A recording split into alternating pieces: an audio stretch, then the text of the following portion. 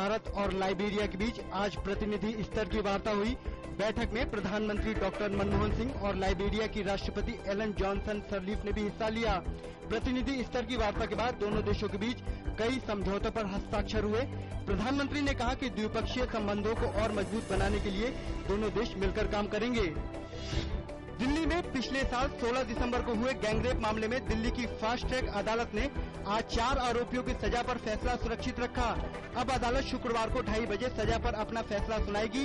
कल कोर्ट ने मुकेश, विनय शर्मा, पवन गुप्ता और अक्षय ठाकुर को दोषी ठहराया था। उच्चतम न्यायालय ने शिक्षक भर्ती घोटाले में दोषी हरियाणा के पूर्व मुख्यमंत्री ओम प्रकाश चौटाला की जमानत की अवधि बढ़ाने वाली याचिका खारिज की। न्यायालय ने चौटाला को 23 सितंबर तक जेल प्रशासन के समक्ष समर्पण करने का निर्देश दिया। उत्तर प्रदेश के मुजफ्फरनगर में कई दिन तक चली हिंसा के बाद अब हालात सामान्य स्थिति की ओर बढ़ रहे हैं। प्रभावित क्षेत्रों में हिंसा की कोई नई वारदात नहीं हुई है। जिला प्रशासन ने आज सुबह दुकानदारों और रेहड़ी पटरी वालों को जरूरी सामान बेचने की अनुमति दी।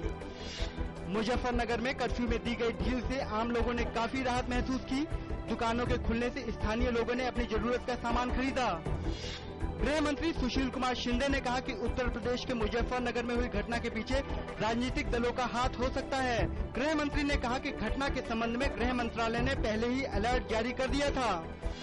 गृह मंत्री सुशील कुमार शिंदे ने कहा कि केंद्र सरकार यूपी सरकार को हर संभव मदद उपलब्ध करा रही है और पिछले 48 घंटों से राज्य में हिंसा की कोई घटना नहीं हुई है, जिसके चलते कर्फ्यू में ढील दी जा रही है।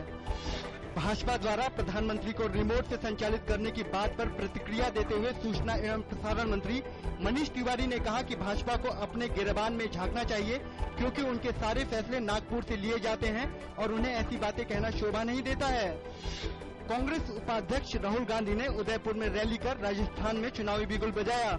इस मौके पर उन्होंने कहा कि देश की तरक्की तभी हो सकती है जब आम आदमी को खाना, दवाई और अन्य जरूरत की चीजें मिलेंगी।